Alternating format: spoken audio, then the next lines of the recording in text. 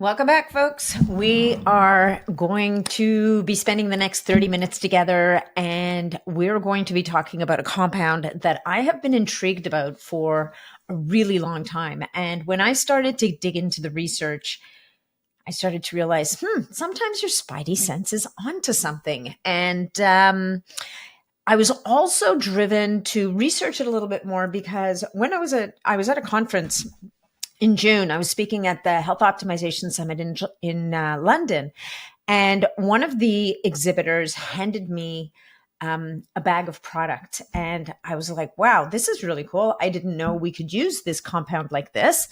So I decided to do some digging. So I'm not going to talk about these particular products until the end of the episode. You can stick around for it or not. It's up to you. But when I started digging around about astaxanthin, I was really blown away at what I found. And I've always known it's great. I actually use it myself orally in a particular compound that a supplement that I'll talk about a little later. But I wanted to share with you guys about, this extremely powerful compound straight from nature. So here's the skinny, if you will, on astaxanthin. Astaxanthin is a carotenoid. It's actually it's the most powerful of the carotenoid family, and it's a naturally occurring pigment. And it's produced by microalgae. It's produced by yeast. We find it in salmon, trout, krill, shrimp, crayfish, and even some bird feathers. So the fish don't actually make the astaxanthin; they consume the microalgae, and then it gets concentrated in their flesh. And this is where we get that orange color from those foods that we eat. Now, the cool thing is that cool little factoid, and I'll be dropping these through the episode, that 165 grams of salmon, which is really not that much, that's less than half a pound of salmon, gives you 3.6 milligrams of astaxanthin. Interesting little fact, right? Not that hard to get.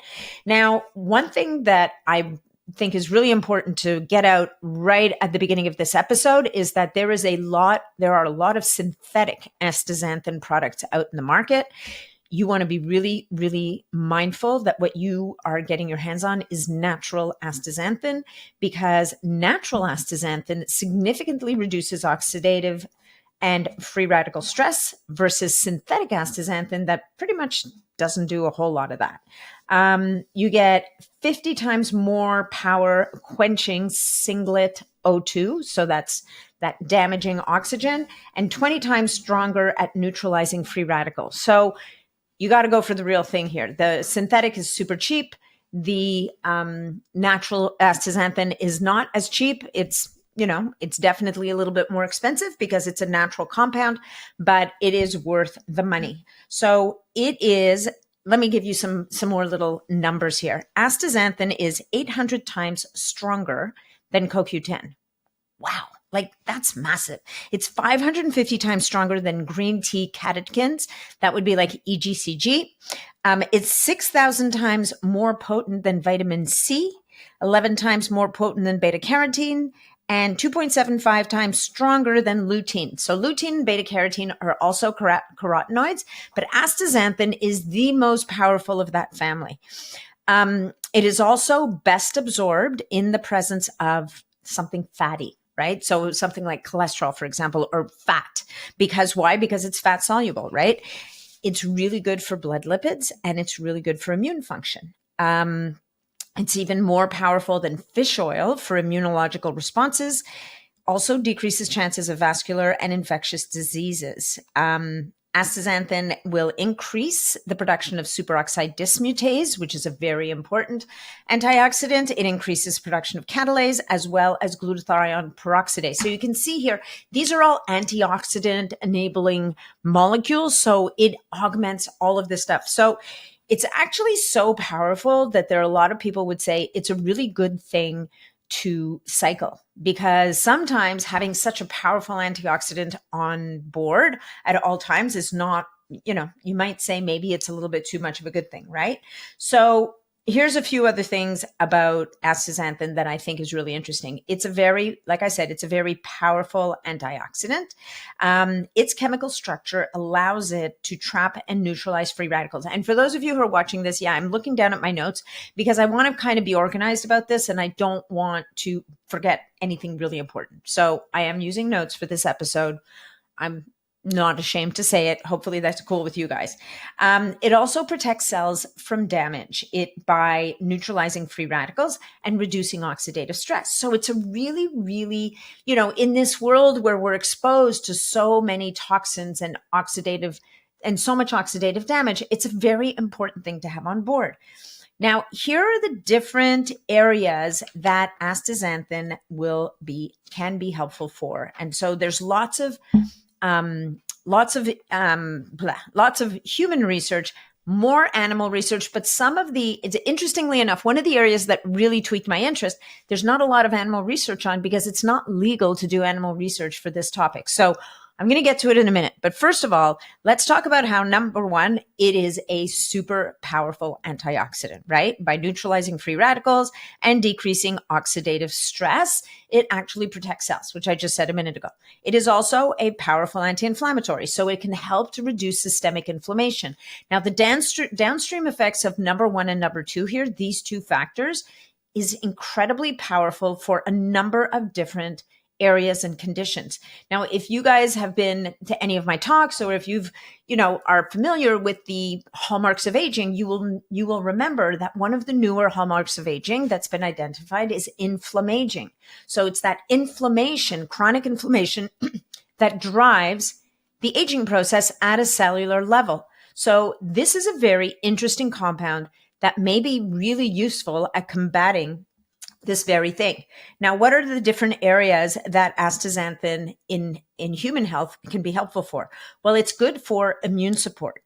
It increases the production of antibodies and it enhances the activity of natural killer cells.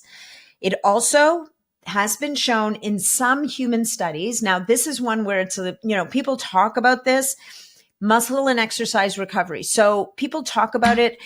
When I dug into the research, I want to say that the human studies didn't quite play out the way that the animal studies did. So I think we need more research for this particular aspect. I'm mentioning it because people talk about it. So be cautious when you read that, whether you're reading it on a supplement or whatever the case may be, know that the jury is still kind of out on that one, but lots of other things here to talk about.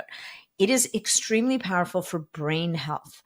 Astaxanthin can actually cross the blood-brain barrier. So anything that can help to mitigate oxidative stress and manage inflammation in the brain is going to be extremely powerful, whether it's for potentially treating neurodegenerative diseases or possibly for dealing with traumatic brain injury. All of those things involve those two root cause components. So it's really interesting to see how much research is being done in this area on astaxanthin. So lots of human studies here and lots of evidence that it can be really helpful for the brain. I don't know what number I'm on because I'm changing my numbers around. It can also be helpful for joint health, basically as an anti-inflammatory, right? So if we have inflammation in the joints, if anything that we take that's going to help to reduce that inflammation will help to increase mobility and reduce pain. Now we're getting into more heavy hitters. We've got cardiovascular health. Now here, there's some really interesting human studies, which I'm going to get into in a minute. It helps to improve blood lipid profiles. It enhances blood flow and it reduces, oxidative stress in the cardiovascular system. There's even a study that was talking about how it may be really helpful at reducing oxidized LDL. Now, we can all talk about cholesterol, whether it's good and bad till the cows come home. But one thing that most people agree on is that oxidized LDL, those little tiny hard LDL particles that are oxidized, those are the guys that do the damage to the endothelium of the cells. Those are the guys that cause problems. And it appears that astaxanthin may be helpful in reducing those little molecules, those little damaged LDL particles. So that in and of itself can be a massive benefit. So there was it also helps with prevention of atherosclerosis. Like I said, it inhibits the LDL cholesterol oxidation. It improves blood lipid parameters, so it helps with triglycerides and maybe the balance between HDL and LDL.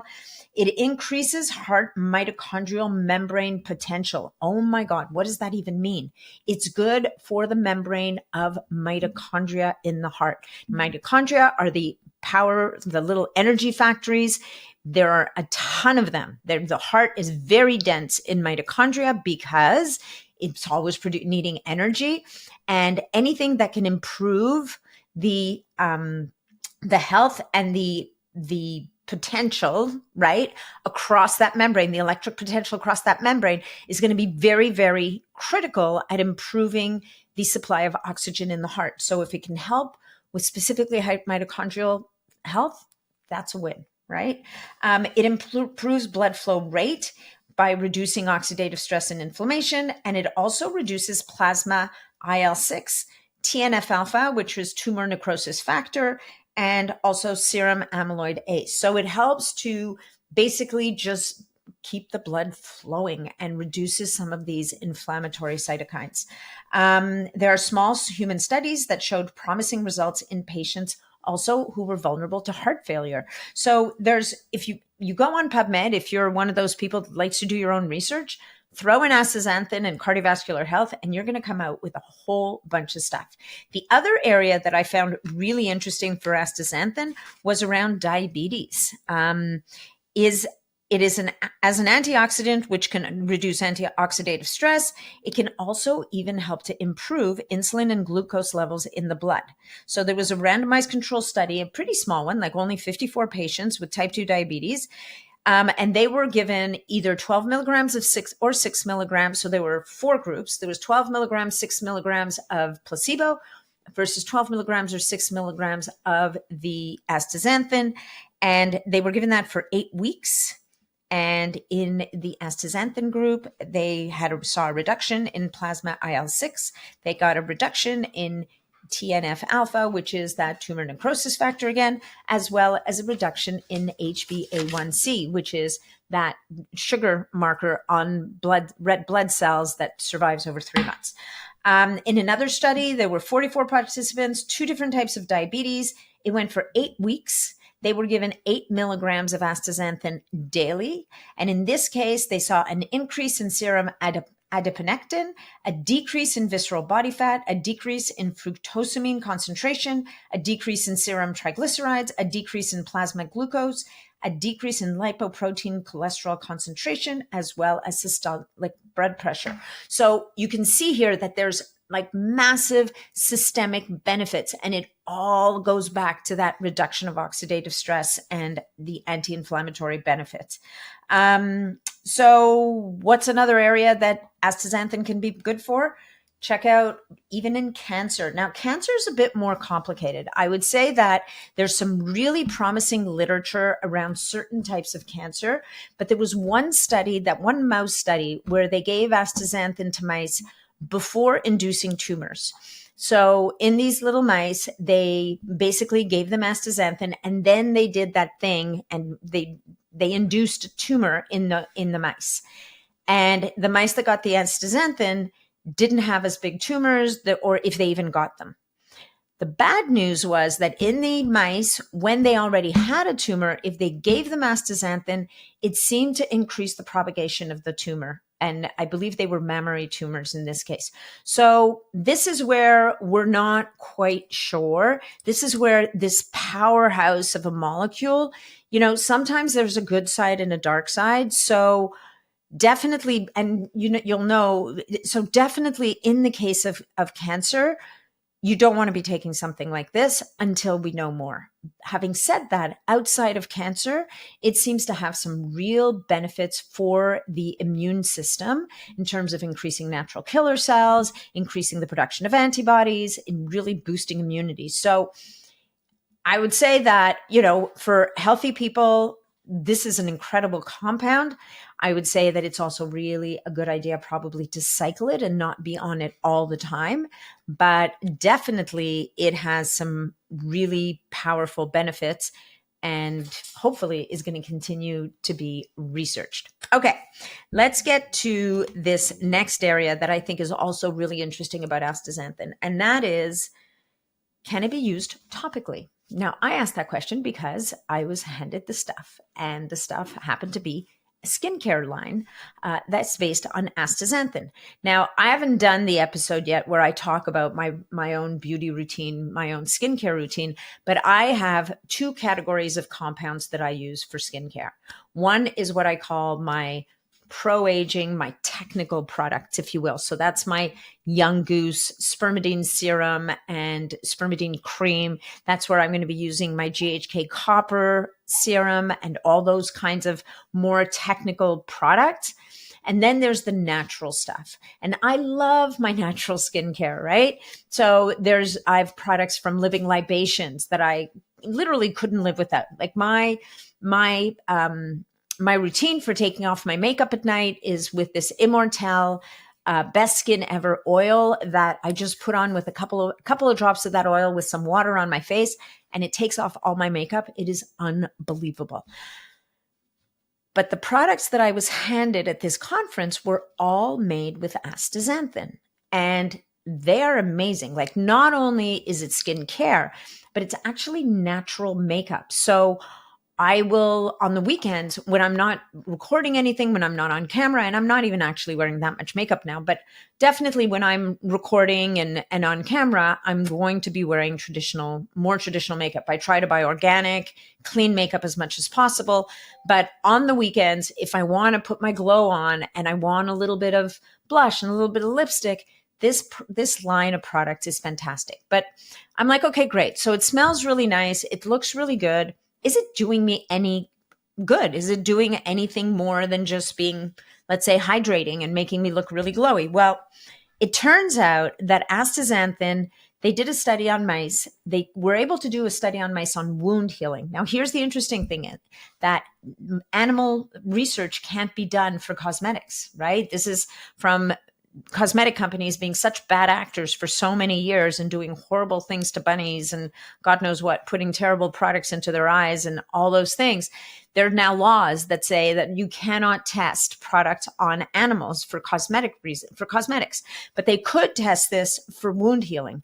And it turned out that they did a small study on these mice and found that it really dramatically accelerated wound healing in mice. It was actually dramatic. So number one, really interesting for wound healing.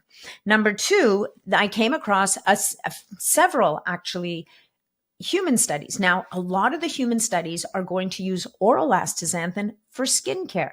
Now, you'll hear a lot of people talk about astaxanthin as an oral sunscreen. Now, why would they say that? How could you possibly say that this compound is going to protect your skin from the inside? Well, it turns out that there's something to that, because astaxanthin, when they feed it orally, it starts to show up in the layers of skin. So it has an affinity for skin. Really interesting, right? So some of the most interesting studies I found actually use both. They might use topical astaxanthin as well as oral astaxanthin at the same time. So they're going at it double duty. It's a little bit when we use topical GHK, excuse me, and then use an oral GHK to work with it. So you're going at it from both sides. Or maybe you might be taking a spermidine supplement internally and using spermidine on your skin. Again, we're helping to kind of get it from both sides. But check out this, some of these studies. There was a small human study where they took I think they were giving them 3 milligrams a day and found that it improved skin moisture, it improved skin texture, and it decreased fine lines and wrinkles. There's a few other studies here I'm going to kind of summarize for you. There's one by a doctor as researcher, Tominga et al. So Tominga is the researcher, et al. Means there's a whole team of other people. And in that study, people were given 3 milligrams a day, twice a day, of oral astaxanthin. Plus, they applied a milliliter of topical astaxanthin twice a day. They did both of those things for 8 weeks simultaneously. And at the end of the 8 weeks, they found a reduction in wrinkles, a reduction in age spot size, so it helps with pigmentation, and an increase in skin elasticity, texture, as well as moisture content, and it even reduced their crow's feet. Pretty amazing, right? All from a natural product. Another study, this guy Seki et al. So this is Seki et al. And he did topical twice a day for 3 weeks. So this was a really short study. And they noticed that there was a decrease in dryness as well as a decrease in wrinkles. And then another guy, Yanashita et al. Did oral astaxanthin 4 milligrams a day for 6 weeks and saw an improvement in fine wrinkles, increase in moisture, increase elasticity, as well as decrease of visible signs of aging. So all of that's really encouraging. Plus, overall, we see a reduction in inflammation response on UVB exposed skin. How did they figure that out? Well, they did, in this case, take these hairless mice, these poor little guys, and they exposed their backs to UVB, which will burn, right? Like UVB is the sun. I mean, yes, it does some good things for us, but overexposure leads to burning, to dryness, and to skin damage. And they were able to show that astaxanthin actually protects from UVB damage. And so another really interesting aspect of how astaxanthin works is it seems to protect from UV damage as well as protect DNA from damage. And we know that a lot of the skin damage that happens from the sun is from damaging our DNA by breaking that DNA and causing damage. So I think I had something else written down here about DNA damage and astaxanthin, but overall, it's got anti-aging UV protection, and it also has antioxidant as well as antibacterial benefits on the skin. So it's really multifactorial how astaxanthin seems to be really helpful for the skin. So it creates, and this is a quote from one of the studies actually, is one of the research said what it does is it seems to create a dynamic equilibrium between reactive oxygen species and antioxidants to act as a shield from oxidative stress.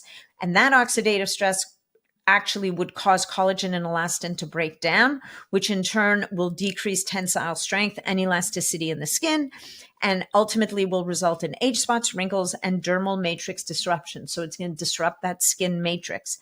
And this is where they were exposed to UVA, not UVB. I correct myself. Sorry. So these hairless mice, they were given oral actually supplementation of astaxanthin, and it suppressed photoaging when they were exposed to UVA. But like I said before, even the oral supplementation seems to reach not only the dermis, but even the epidermis. So somehow, for some reason, this astaxanthin accumulates in the skin. And that's probably why people find that when they take it in the summertime, they find that they tolerate the sun better. It's not sunscreen, but definitely you have people who will walk around saying, yeah, my astaxanthin, it's my sunscreen from the inside out kind of thing. So really, really interesting for skin health. One other area that is very interesting for astaxanthin as well, and this is a part of the body that we don't think of having so much, dealing with so much reactive oxygen species and oxidative stress, and that's the eyes. So this would be oral, using oral astaxanthin. It seems to reduce oxidative stress in the eyes and may even improve symptoms of eye fatigue from staring at blue screens and blue light all day.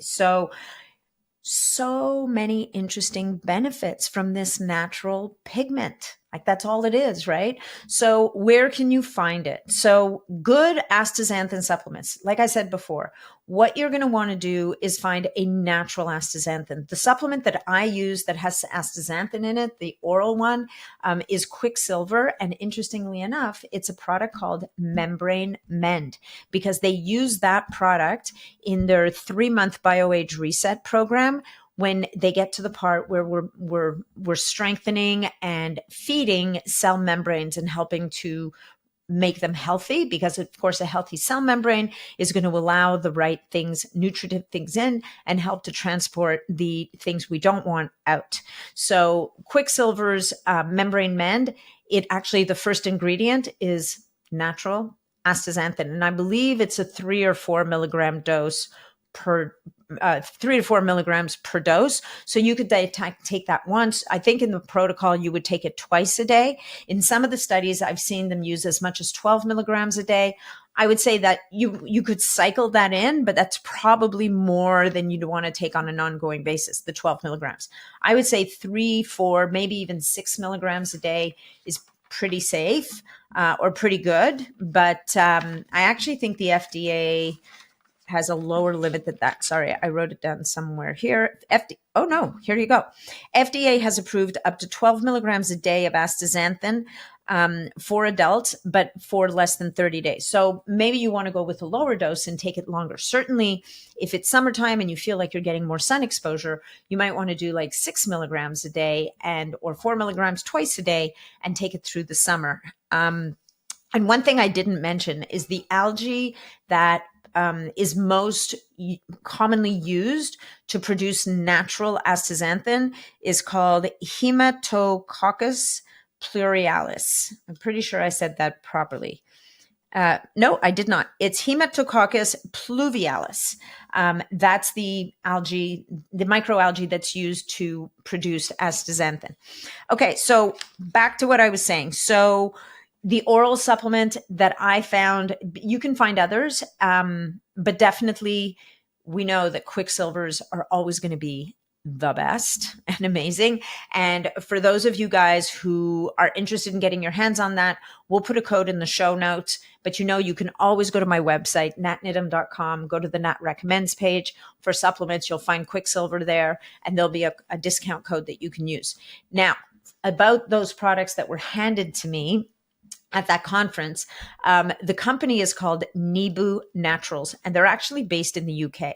And Nebu is spelled N like November, I, B like Bob, U like under, Nebu Naturals. So it's nebunaturals.com. They're actually really beautifully priced. They've got all these incredible products like for the skin, for the face. I like myself, I like the Glow Natural, which is just like a natural glow for the face. And then she's got these accent ones. She's got an English Rose one that I'll use as a blush or as a lip gloss. And then there's a Lunar Glow that's kind of like more bronzy that you can use as a highlighter, or I do anyway. It works really well for me. Then she's got the Natural Body one, which it's just beautiful on the skin, you guys. I really love this stuff. And she does have the oral astaxanthin capsules. She didn't give, I didn't get any. I didn't know it was there. I didn't get any in June, but I have my good friend Zora Benamou from Hack My Age. She uses her oral astaxanthin and absolutely swears by it. So there you have it. That's my mini deep dive on astaxanthin. I hope you learned some stuff. So definitely what's amazing about this compound is both from the aesthetic perspective, it seems to have some benefits, but even from a metabolic perspective, I mean, the cardiovascular health stuff is dramatic. It is really impressive. And I think it's a very promising area of research, both for cardiovascular, for brain health, for diabetes, for blood pressure.